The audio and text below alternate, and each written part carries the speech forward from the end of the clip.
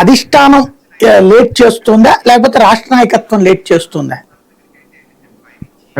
మధ్యాహ్నం వెళ్ళారండి ఆవిడ, కరెక్టే మీరు చెప్పింది. మధ్యాహ్నం ఎంత రమ్మని అంటే వెంటనే వారు బయలుదేరి వెళ్ళారు. ఈ 100% అన్ని కూడా అంటే మన 2-3 చర్చలు అయిన తర్వాత ఎక్కడెక్కడ ఏంటి అనే లిస్ట్ పూర్తిగా పైన అధిష్టానం దగ్గరికి అయితే వెళ్ళిందండి. పైనుంచి గజేంద్ర షెకావత్ గారు మినిస్టర్ గారును ఒక వైస్ ప్రెసిడెంట్ వస్తే వాళ్ళిద్దరి చేతిలోనూ వెళ్ళిపోయిన organising general secretary. So decision అనేది అక్కడే తీసుకోవాలి సాయి గారు, అక్కడే ఉన్నాయండి ఢిల్లీలోనే. ఇప్పుడు ఏమన్నా ఇప్పుడు 1-2 మార్కులు ఇంకా మా ఎక్స్పెక్టేషన్ ఒక 3 వరకు పెరుగుతాయని మేము అనుకుంటున్నాం. మాకు ఎమ్మెల్యేలు తెలియదు, పెరుగుతాయని అనుకుంటున్నాం, ఆశిస్తున్నాం. ఎంపీ కూడా ఏమైనా ఉందా పెరుగుదల? లేదండి, లేదు లేదు. ఓకే. అనకాపల్లి, అరకు, తర్వాత దాని పేరేంటి విజయనగరం, ఇవి వద్దంటున్నారు, వేరే అడుగుతున్నారు. ఏలూరు, విశాఖపట్నము, హిందూపురం అంటున్నారు. నిజమేనా అండి?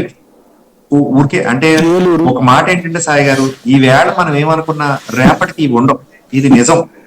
స్పెక్యులేషన్స్ లో ఒక 8 పార్లమెంట్స్ అయితే అటు ఇటు తిరుగుతున్నాయండి. విజయనగరం, అనకాపల్లి, అరకు, ఈ రాజమండ్రి, తర్వాత నర్సాపురం, ఏలూరు. అంటే సరే అంటే నేను ఎక్కువ తక్కువ మాట్లాడితే ఒకళ్ళిద్దరు మా పార్టీలో వాళ్ళే హట్ అవుతారు నాకు, హిందూపురం, రాజంపేట, తిరుపతి వరకు. కానీ ఈక్వేషన్స్ వాళ్ళలో ఎవరున్నారు, మళ్ళీ క్యాస్ట్ లిమిటేషన్స్, క్యాష్ ఎవరెవరు ఎంత పెట్టగలరు, ఇవన్నీ వాటి మధ్యన అటు ఇటు ఉంటాయి సాయి గారు. అంటే ఈ చెప్పినట్లోనే ఇంచుమించుగా ఉంటాయి, కానీ ఒకళ్ళ ప్లస్ ఒకళ్ళ మైనస్ అవుతారు. వీటి నుంచి ఎంపీలు అయితే పెద్ద అంబిక్విటీ లేదంటే ఖచ్చితంగా ఎవరి ప్రయత్నాల్లో వాళ్ళు ఉంటారు, రావాలి అని ఎవరికాళ్ళు ప్రయత్నాలు చేసుకుంటారు కదా. ఇవే స్థానాలు.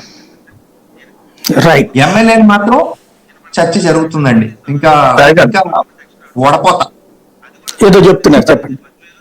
రామ్ కుమార్ గారు ఇంకా పార్లమెంట్ సీట్లు పెరుగుతాయి, అసెంబ్లీ సీట్లు పెరుగుతాయని ఆయన ఊహాగానాలు ఎక్స్పెక్ట్ చేస్తున్నారు. బయట వినపడుతున్న చర్చ ఏంటంటే, నేను చెబుతుంది కదా సార్, బయట వినపడుతుంది ఏంటంటే 2 అసెంబ్లీ స్థానాలు తగ్గించుకొని ఒక పార్లమెంట్ ఎక్స్ట్రా అడుగుతున్నారు. అది కూడా 2 అసెంబ్లీ స్థానాలు ఏది బద్వేలు, జమ్మలమడుగు తగ్గించేసుకొని ఆ 2 వద్దు, ఒక పార్లమెంట్ ఇవ్వండి అని బీజేపీ ప్రపోజల్ పెట్టింది అన్నట్టుగా. అప్పుడు 6 పార్లమెంట్లు 7 ఇప్పుడు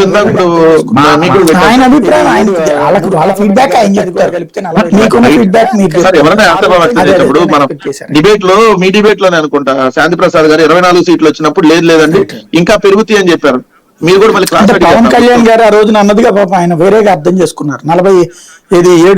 3 పార్లమెంట్ కాబట్టి అది కూడా కలిపితే 40 అనుకున్నారు కదా, అందుకని ఆ రూట్ లో ఇంకా పెరుగుతాయని ఎక్స్పెక్ట్ చేశారు ఆయన. దాని ఏంటంటే పెరగటం కాదు, తగ్గినాయి. సో 24-21 అయ్యి. కాకపోతే సంతోషించాల్సిన విషయం ఏంటంటే మొన్నటిదాకా మనం సానా సతీష్ పోటీ చేస్తాడు జనసేన కాకినాడ నుంచి అనుకుంటున్నారు కదా. ఇప్పుడు పవన్ కళ్యాణ్ అనౌన్స్ చేశాడు సార్, ఏమనంటే ఆ టీ టైం ఉదయ్ శ్రీనివాస్ ఉన్నాడు కదా, ఆ టీ టైం ఉదయ్ శ్రీనివాస్ మీకు కూడా పెట్టాను సార్, ఇప్పుడే వచ్చింది చూస్తున్నప్పుడే. మళ్ళీ టీ టైం ఉదయ్ శ్రీనివాస్ కాకినాడ బరిలో ఉంటారంట ఎంపీగా. తన కోసం ఉదయ్ పిఠాపురం సీటును త్యాగం చేశారని, ఒకవేళ అమిత్ షా సూచిస్తే తాను కాకినాడ ఎంపీగా పోటీ చేస్తానని అప్పుడు ఉదయ్ తాను స్థానాలు మార్చుకుంటామని తెలిపారు. ఇది పెద్ద ట్విస్ట్. ఎందుకంటే మనం అడుగుతున్నాం, ఎందుకంటే పిఠాపురం నుంచి పవన్ కళ్యాణ్ పోటీ చేస్తాడా లేదా, ఇంకా పోటీ చేస్తానికి అఫీషియల్ గా అనౌన్స్ చేయలేదని మేము కూడా అంటా ఉన్న దగ్గర ఇప్పుడు మళ్ళీ ట్విస్ట్ ఏంటంటే అమిత్ షా గారు ఒకవేళ ఆదేశించి నువ్వు ఎంపీగా పోటీ చేయాలంటే ఈయన పిఠాపురం నుంచి ఉదయ్ శ్రీనివాస్ గారికి పంపించాక ఈయన కాకినాడకి వెళ్తాడు.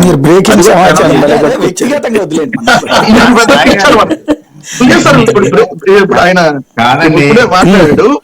మాట్లాడిన దాంట్లో ఇంకో ట్విస్ట్ ఏంటంటే వంగా గీత గారిని ఆహ్వానించాడంటే ఈయన పార్టీలోకి రమ్మని.